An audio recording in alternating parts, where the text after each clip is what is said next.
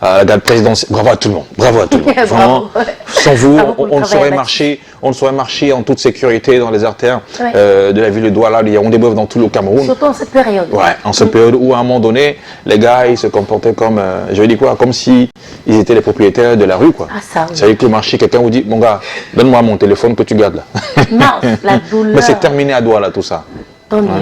Parce qu'avant, dans la ville d'Aqua, au quartier Aqua, c'était pas évident de marcher. Hein. C'était pas évident de marcher. Vous avez vu le phénomène, comment on appellent encore ces petits tintins là les microbes. Mais tout de suite, c'est bien qu'on les ait déjà oubliés. Bon, comme on appelle les microbes, eh bien, les policiers sont comportés comme, je vais dire quoi, qu'est-ce qu'on peut utiliser? Comme le désinfectant, voilà. Et ils ont désinfecté tous les microbes.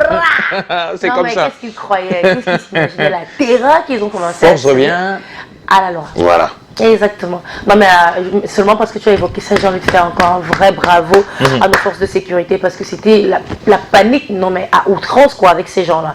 Heureusement, il y a eu des parasites. Allez, et parlons justement des parasitages, on a des parasites également quand on a avec nous à la maison nos animaux de compagnie et qu'on ne s'y est pas peut-être pris de la bonne façon.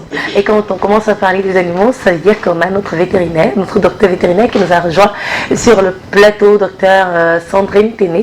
Bonjour. Bonjour. Et bienvenue. Merci. Ça a été Noël? Oui, ça a été. Merci. J'imagine qu'à la fin de Noël, on vous a ramené des chiens qui ont mangé les pommes pilées, le terreau et tout ça. Non, j'ai l'impression que l'information est passée. Ah, super, bravo. Je n'ai pas eu de cas d'urgence depuis que nous sommes revenus de Bravo, 5 décembre. bravo. Voilà. Donc on n'a pas donné d'oignons aux chiens. Des petits os ou des petits os de poulet, tout ce qui va avec. Voilà. Je dis toujours, votre présence ici nous est vraiment salvatrice.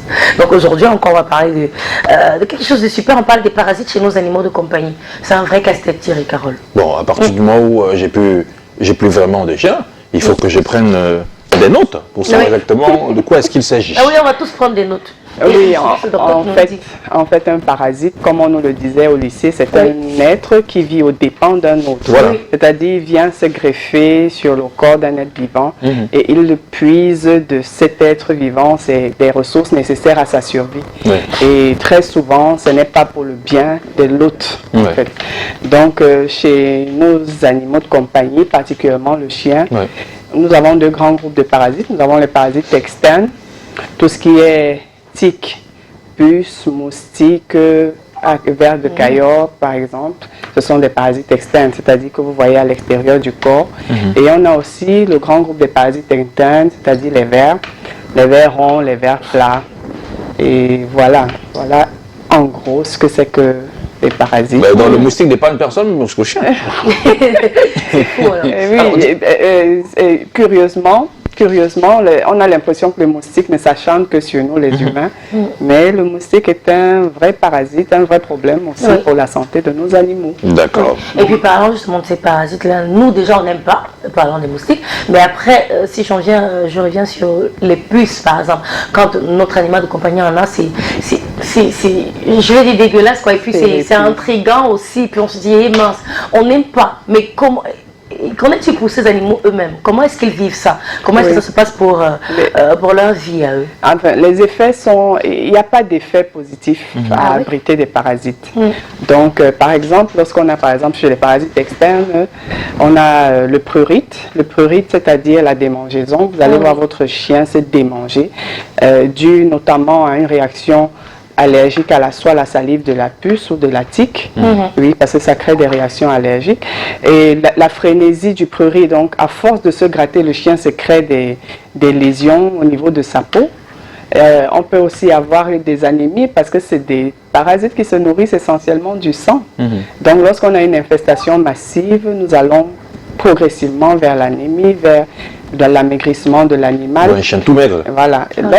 Lorsqu'on parle des parasites internes, on a aussi, ce sont des vers qui puisent les réserves, les nutriments de votre animal. C'est-à-dire, ils mangent, mais ils ne valorisent pas, parce que tout ce qui est important dans son alimentation a déjà été spolié à l'intérieur de son corps. Donc, vous allez avoir de l'amaigrissement, par exemple, chez votre chien. Vous allez avoir de l'anémie parce que beaucoup de vers aussi se nourrissent du sang. Vous allez Beaucoup de vers aussi migrent vers les poumons. Vous allez avoir des signes parfois respiratoires. D'autres migrent vers les narines, d'autres migrent même vers les yeux. Donc c'est un véritable problème de santé publique animale, la parasitose. Alors, avant d'arriver d'ailleurs à comment on fait pour lutter contre ces parasites-là, mais non, est-ce que ces parasites n'ont pas un impact sur l'humain? Parce que des fois, quand on a notre chien qui a des puces sur le corps, on a tendance à enlever cela. Est-ce que... Oui, on le fait souvent. Les enfants alors sont champions pour ça. Il y a des maladies qui sont... Déjà pour l'animal lui-même, c'est déjà un problème. Oui, c'est un problème pour l'animal. Oui, parce que ce sont des vecteurs. Ils vont être des vecteurs pour des maladies qui sont dangereuses pour vos animaux. Et on a des maladies qui utilisent comme vecteur, agent transmetteur, ces parasites. Donc particulièrement la tique. Donc c'est un problème déjà pour votre propre sécurité en tant que propriétaire d'animaux, de veiller à ce que vous n'ayez pas de parasites sur votre animal. Parce qu'il pourrait avoir des répercussions peut-être indirectes, mais sur votre santé. Donc ça veut dire normalement quand votre chien a ce type d'éléments, comment est-ce qu'on fait pour aborder cette situation pour lutter contre les parasites? Bon, déjà il faudrait... C'est déjà une très grande nouvelle à vous annoncer. Si vous avez un chien, si vous avez un chat, vous allez lutter toute la vie de votre chien contre les parasites. Wow. Oui, parce que c'est vrai, tout dépend du rythme de vie, du mode de vie de votre animal. Un chien de chasseur sera forcément plus exposé qu'un chien qui vit en appartement, mais il n'en demeure pas moins que le chien en appartement reste exposé. Parce que ce sont les parasites, les acariens par exemple, c'est-à-dire les tiques, se développent très facilement n'importe où. C'est-à-dire même dans votre maison, vous avez l'impression que c'est très propre, mais il pourrait avoir des larves. Et donc, c'est un problème. C'est-à-dire chaque propriétaire d'animaux doit intégrer la lutte contre les parasites dans le mode de vie de son animal. Donc lorsque vous amenez l'animal déjà pour la première fois chez le vétérinaire, il vous informe de ce que vous allez lutter contre les parasites. Nous avons plusieurs types de produits qui sont fournis par les laboratoires en fonction de la bourse, en fonction des objectifs visés. Votre vétérinaire va vous conseiller en fonction de l'état général. Parfois, on vient avec des cas déjà d'infestation massive, c'est-à-dire il faut sauver, il faut venir là comme un sapeur-pompier. L'approche sera différente. Mais lorsqu'on a un animal qu'on veut juste entretenir la propreté, l'approche est aussi différente. Votre vétérinaire est très bien placé pour savoir et pour vous conseiller ce qu'il y a à faire au moment voulu.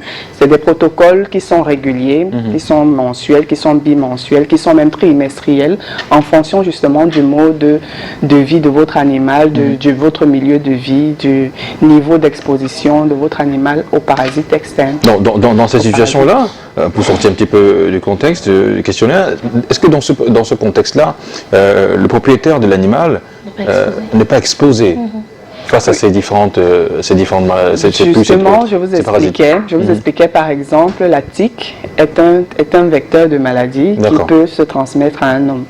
Donc, c'est pourquoi lorsque une personne prend son chien, on l'informe. Déjà lui-même, il s'informe. Aujourd'hui, l'information est mise à la disposition de tous à travers l'Internet. Et votre vétérinaire vous informe aussi. Mais c'est une lutte qui est tout à fait maîtrisée. Et lorsqu'on sort de la maîtrise, c'est parce qu'on a négligé. Oui, mais lorsque le propriétaire est attentif, tout se passe bien. Super. Bah, c'est cool, hein. Parce que moi aussi, c'est la question de l'esprit. Parce qu'on a vécu ça quand on était plus petit, même si c'était pas notre chien, c'est le chien du voisin. On se bouge de là, il a les puces. Qui n'approche pas le chien, là, les puces. Oui, parce qu'il faut dire que c'est dangereux. Il faut dire que même si ce n'est pas dangereux, lorsqu'on, par exemple, on se trouve avec des parasites qui ne peuvent pas être un danger pour l'homme. Lorsqu'elles sont nombreuses, elles colonisent partout. C'est-à-dire vous allez les retrouver dans votre salon, sur les murs, sur votre lit. Ce n'est vraiment pas agréable. Donc voilà. Heureusement, on a eu la bonne nouvelle ce matin avec notre docteur vétérinaire. Si on veut, on peut maîtriser ça et même l'empêcher, hein, docteur? Bien sûr. Voilà, merci d'être venu aujourd'hui encore nous parler pour nos animaux de compagnie. Alors, ça veut tout simplement dire que l'automédication est également proscrite pour les animaux. Oui, parce que quand on s'engage dans l'automédication, Oui. très souvent on crée des résistances. Oui. Nous avons des produits qui sont pourtant très bien, mais qui, à force d'être utilisés du bouche à oreille, n'ont plus d'efficacité. Par exemple, sur les tiques et les puces, on a vraiment ces problèmes où vous prescrivez des médicaments, mais vous avez l'impression que les tiques camerounaises ont développé Une résistance particulière. des résistances particulières.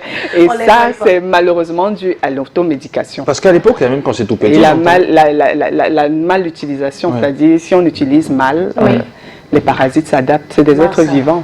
on entendait beaucoup parler du crésil pour les oreilles du chien. Non, tout ça. non, c'est des Aïe. idées reçues. Ah, C'est d'accord. des idées D'accord. reçues. Donc, arrêtez ça, il faut consulter en vétérinaire. Merci beaucoup, docteur, de passer sur Restez le plateau. connectés Canal Matin tous les jours pour savoir et avoir la bonne Patricia, information. Oui, et Thierry. vous savez, du côté d'IAFE également, on est en fête, c'est Ah un moment oui. exceptionnel, ce sont de belles choses qui s'y déroulent. Oui. Et bien à l'instant, pour